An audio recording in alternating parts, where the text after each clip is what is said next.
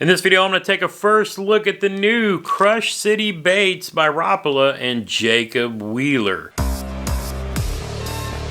Crush City is more than just a name to me.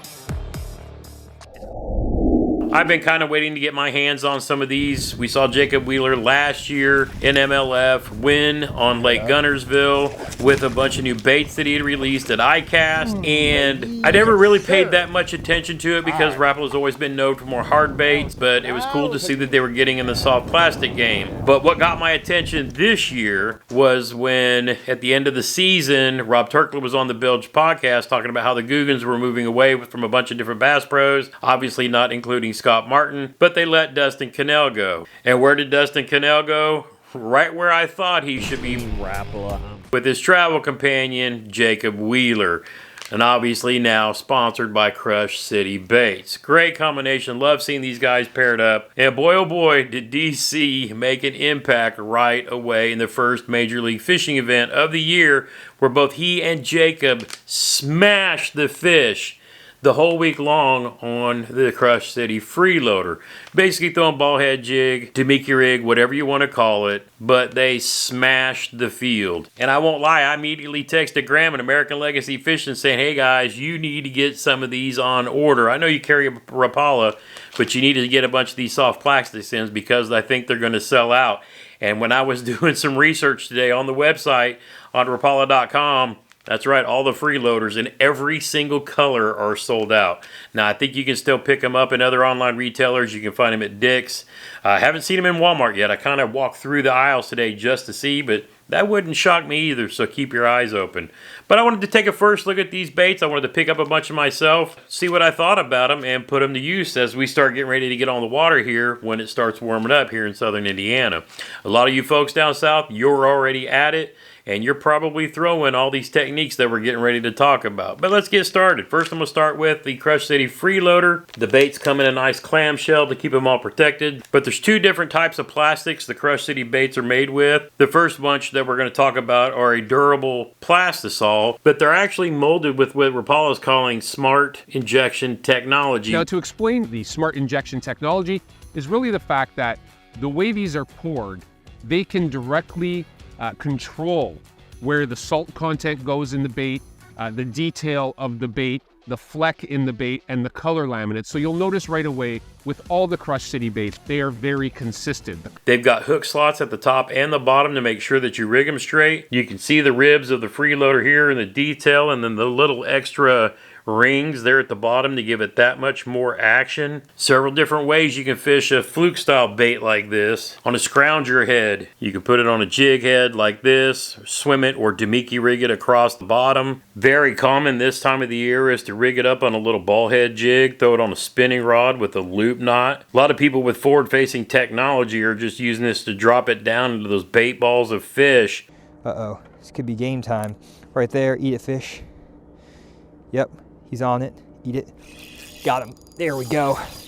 But you can also walk this across the bottom because it looks like a bait fish feeding on the bottom. Also, is going to pair up very nice on the back of a chatterbait or a spinnerbait as a trailer, as it has a very familiar shape to some other baits that we've seen come out of Japan. You can also throw it on a light Carolina rig, drag it across them points. I mean, this little bait is going to be something else. Is there anything really special about it? No, but it's just another good quality bait, and it's a good introduction for Rapala getting into the soft plastic line. Took a very common shape, size, applied it to techniques that are very, very efficient early in the bass fishing season, and I'm definitely going to be putting these to the test. Now, another way I'm going to fish this year is on the hover rig by Core Tackle. Now, this hover rig kind of came to be when people started using hooks, and then they would also put a nail weight in next to the hook. Well, some of the guys, Matt Steffen I think it was, and the guys at Core Tackle made a different style of jig head so that you can actually feed it on the top of these fluke style baits And you can see I grabbed one that's probably got a little 1/0 hook or smaller.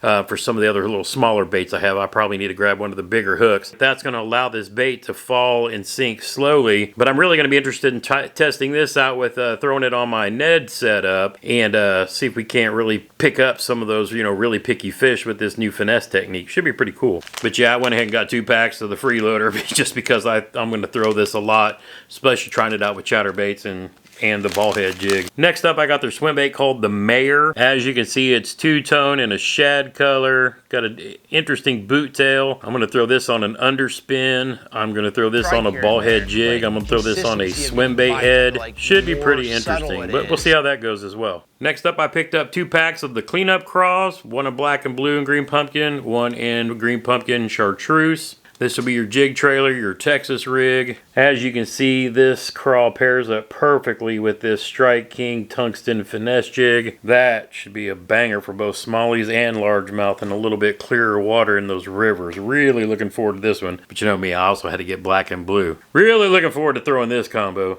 Now the next one's called the Bronco Bug, and it's kind of an oddball. Wasn't gonna get it, and then I decided to go ahead and get it for 2 reasons. I think this thing will be really good for punching heavy cover and mats, but I also think dragging this on the bottom on a wobble head in the rivers might really smack some smallies for me. It's kind of odd. It's got like big bulbous craws, and but you know what? As a punching bait, and like I said, throwing on a wobble head, I think this might catch some smallies. So I'm gonna give this a shot too. I only got 1 pack of these, and I got something more river oriented, but should be interesting. Next up, a technique that I said I was gonna spend more time on last year, and I didn't, but I'm going to this year because I'm going to be pursuing smallmouth a whole lot more.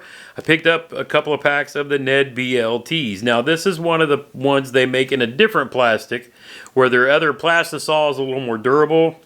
This one is they call it Super TPE. I can't remember what TPE stands for, but it's basically their version of this stretchy stuff that we've seen, you know, from other companies.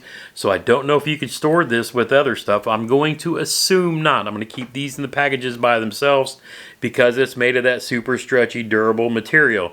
Now, this is the only one of the baits that they launched in the USA that comes with Super TPE. They did release some other baits up in Canada, which there's really one that I hope to see down here, which is their fluke style bait, because I like having those kind of things, again, for dragging across the bottom on a ball head jig. So hopefully we see those come down to the US, but not yet. So only one version of this. Taking a closer look, you can see the injection, the copper truce, 2 separate colors, a little bit different shape of a Ned head, but again, still slots on the top to make sure that you rig it true and straight. And I also got a pack of the watermelon red flake. And of course, you know, I had to grab a Crush City hat while I was on the website because, again, I am a big fan of DC, Dustin Cannell, and Jacob Wheeler, being an Indiana boy. A little bit of trivia for you. Did you know Jacob Wheeler was once sponsored by American Legacy Fishing? If you go to their YouTube channel and go all the way back to their, like 13 years ago, you'll see some videos that he did with them. It's kind of cool. But he's since moved on, but still a big fan of American Legacy Fishing, because how could you not be? If you're looking for ball head jigs or those new cord tackle hover rig jigs, hey, you can get those on AmericanLegacyFishing.com.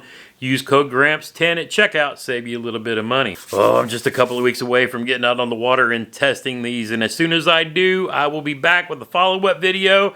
But again, this was the first look at the Crush City Baits by Rapala. Drop me a comment down below. Which one of these baits would you get first, and how would you rig it? If you like first look videos like this, go ahead and hit that thumbs up button. Helps YouTube promote it to other people looking for content like this. If you're brand new to the channel, looking for some tips, tricks, reviews, how-tos, and a whole lot of fishing, hey, go ahead and hit that subscribe button, ring that little bell icon, let you know whenever I put out a new video. Until next time, get outside where you can and make some memories. One cast at a time. Calm down, quit feeding so much. I mean, I'm trying to, man. If you If you overfeed him, he's gonna hide under a log.